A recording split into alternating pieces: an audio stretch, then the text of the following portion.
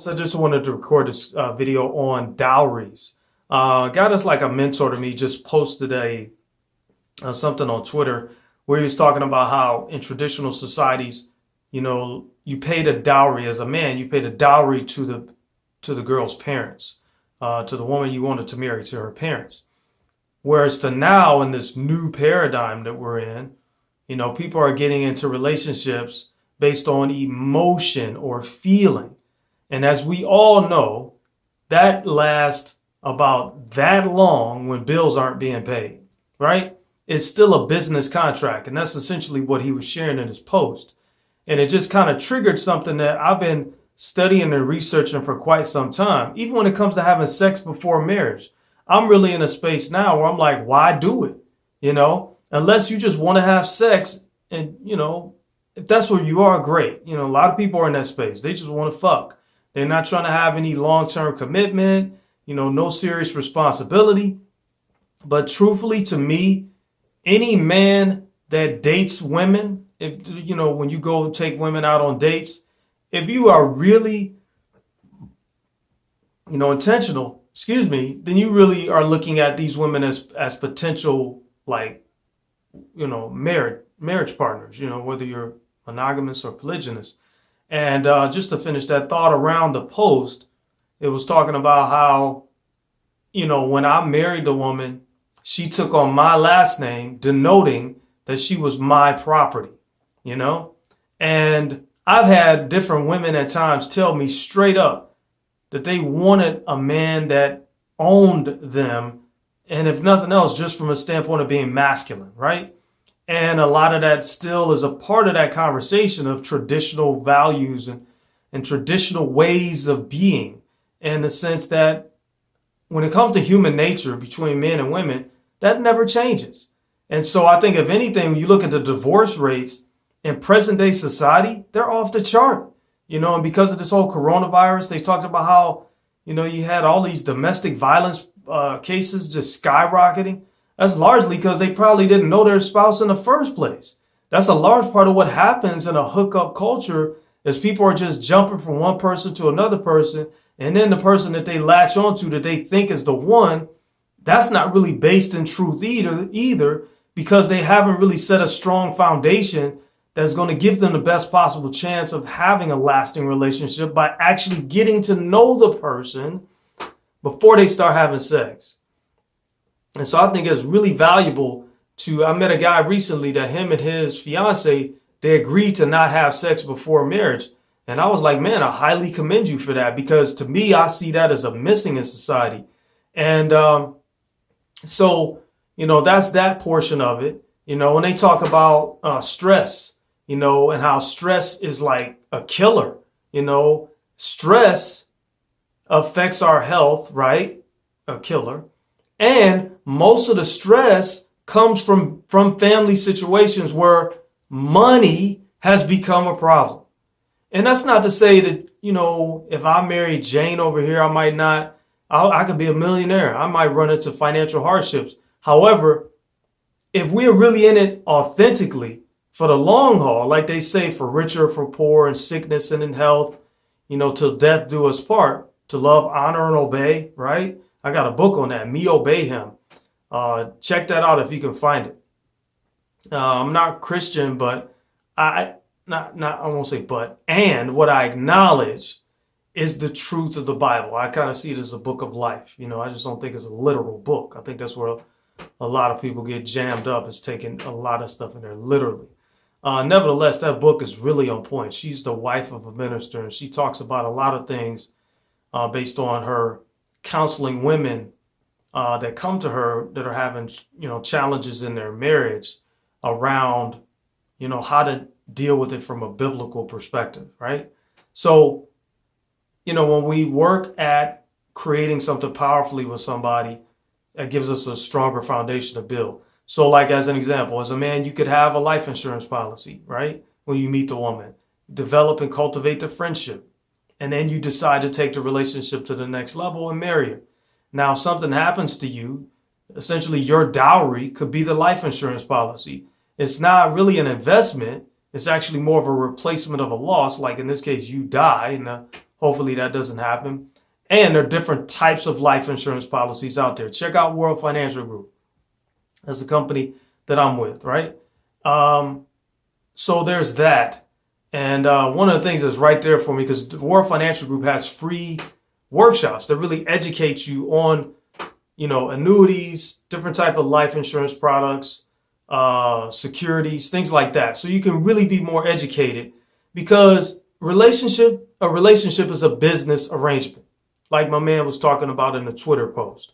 So like they had a workshop that was really around rearing children. And one of the things that stood out to me at the end of that workshop, I could not help but think to myself, I'm like, if more men and women went into relationships from this space of like, okay, finding out what it cost for a child, because it cost, whether you are, now you got a lot of people nowadays because of the COVID virus that are looking to homeschool their children because they don't want to go through all of these ridiculous, regimented procedures that they have them going through now with the whole social distancing and all that kind of stuff. So, and again, to each his own. Not trying to diminish people who really are paranoid, or maybe paranoid, it's not the word, who really are afraid. And I get it. We all experience fear in life, right?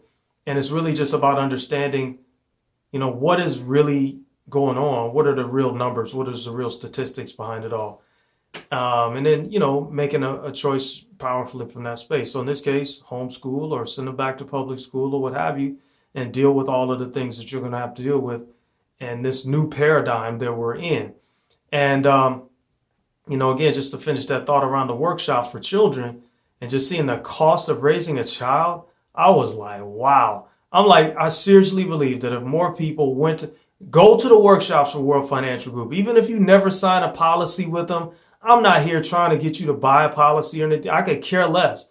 My passion is financial education and helping to, get people freed up to realize that, hey, you don't have to be poor for generations. It's really just about understanding, demystifying what it means to learn about money and how money really works, so you can set yourself and your family up powerfully for future generations, so you can have generational wealth, which is in the Bible as well.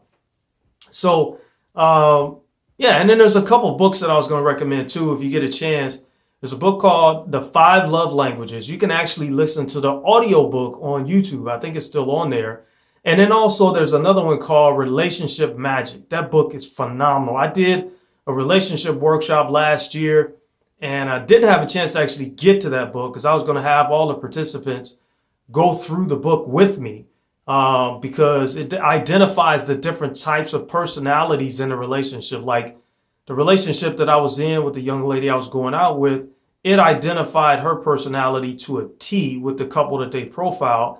And I was the guy that they profiled because he was more of like very affectionate, and she was more like she wanted gifts and material things. It's business. Women don't look at relationships the same way that men do. It's like, what can you do for me? How's the saying go? No finance, no romance. You're paying for it. That's all the more reason that a dowry makes sense. So fellas, get your financial household in order, work on your health and well-being. If you really want to take it to the next level, and this goes for the ladies too, learn about Taoism and learn about Tantra. They have the practices that you can perform for, like if you're not in a relationship, I think it's called, in Tantra, they call it, I think, a white practitioner, so to speak, if you're single.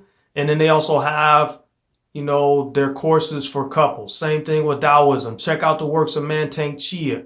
He touches on the power of cultivating male sexual energy, or cultivating female sexual energy. So it really is that we can have our heaven on earth. There's a great movie I love that I've watched several times called Bliss.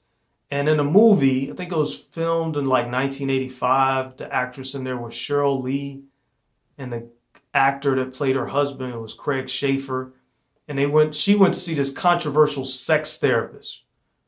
I'll let you figure it out by watching the movie. Go to Amazon and buy the thing. I guarantee it'll be worth your money. It was that good. So the main thing is, folks, is really do your due diligence. It's no different than like going into business with somebody for opening a brick and mortar store, or going into, online business with, a friend of yours or a partner. You want to do your due diligence and make sure you guys have the best possible chance of having success. And if it doesn't, have a contract, a prenup, right? You could even throw that into the equation, to where if it doesn't work out, then she still has something that she can take to start her life over with, like what's in the prenup, what's in the contract that you guys have agreed to, and or the dowry that you've paid to her or her parents. And then that means that also, as a man, you have to be shrewd and have yourself protected as well in case it doesn't work out. So it really is about rising above just this desire to get laid and want to fuck all the time and, bust a nut, because that's one way of living your life. And as a man, one of the things I would communicate to you, if you want to keep your testosterone levels at healthy levels, you want to retain your semen as much as possible. That's what Tantra and that's what Taoism is all about. And that's also going to be a benefit for the woman in your life. So it really pays to cultivate ourselves. The most important investment you can ever make is the investment in self. So continue to grow and cultivate yourself. So when that person comes along that, let's say I had a friend of mine tell me this. She's like, you should have 10 non-negotiables, 10. And then you should have like an application, almost like if, let's say, Jane is applying for the job to be my wife, the application process is such that, it's like applying for a job. And if she meets certain criteria, then that's a foundation to build off of, And even in the midst of that, it's not to say that love doesn't grow. It does. And it's something that it grows over time. And I don't necessarily think men love or women love men in the same way that men love women. I think it's more business as far as a woman to a man. I think from a spiritual point of view, there's God, man, woman, child. I got some very wise mentors that kind of hit me to a lot of this stuff. Shout out to Chris and Ed. And that's really what it's about, is understanding that there's a spiritual hierarchy to things. There's God, man, woman, child. That's the flow of things. And love does not flow up, so to speak. It actually is God loves his children. Man loves his wife and his children. A woman loves her child or her children. So it flows, in a downward way, in a holistic way. So hopefully you found some value in this. Just wanted to post something to give people something to think about. Don't just jump into a relationship. Take your time. You can get sex anywhere. If that's the case, you might as well just go to Vegas and go to a brothel, But if you really want something that's lasting, if you really are about, how does that one scripture in the Bible say? It says, when a man finds a wife, he findeth a good thing, And that really is largely just coming from a more intentional mindset, from a more spiritual mindset, and really understanding that energy is precious, and that's man or woman. And you don't want to waste your energy with foolishness and foolish people. A lot of people that come to you that just want to get their freak on, they done gotten their freak on with freaking a lot of people before they got to you. And a lot of that energy that's negative and destructive is still in that woman space or in that man space. And if you lay down in bed with that person, you're taking on a lot of that energy from her prior partners, especially if you're having sex without a condom. So just be smart. Like Napoleon Hill says in Think and Grow Rich, one of the biggest mistakes that young men make is they spend most of their early life chasing women when they should actually be using that time to create wealth, to build a strong foundation for themselves, so that when the woman comes along, they got their house in order, spiritually, mentally, physically, emotionally, financially, right? And that's going to keep her, and to cultivate yourself and your masculinity, which is really a lifetime process for men. So this domain is a woman's domain. And it's really up to us as men to step up our game so that we can have the kind of relationships that we are worthy of. And the same thing goes for the ladies. Step up your game so you can don't just settle for any old dude. If he ain't willing to work for it, kick his ass to the curb. You know what I'm saying? The time with the woman I was going out with that I felt most valuable was when I was doing things for her. You know, I think men need to know how to use their hands more, know how to build stuff, how to fix stuff. A lot of these cats nowadays don't seem to know that. They don't even seem to want to know it. And, you know, when shit hits the fan like it has during this COVID virus, the reality of it is it just brings to the surface the fact that certain things never change. Food, clothing, shelter.